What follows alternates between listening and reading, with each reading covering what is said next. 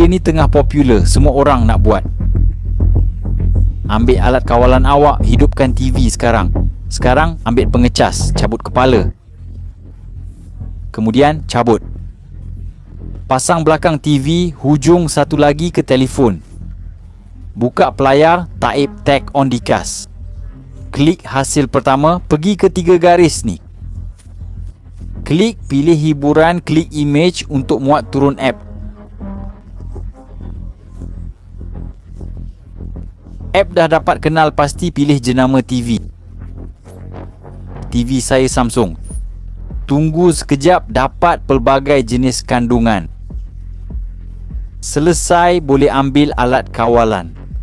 Dapat banyak pilihan, lebih 1000 kandungan ada. Boleh tonton semua permainan, YouTube pun boleh. Cuba kat TV awak, komen, kongsi kalau dah sampai sini.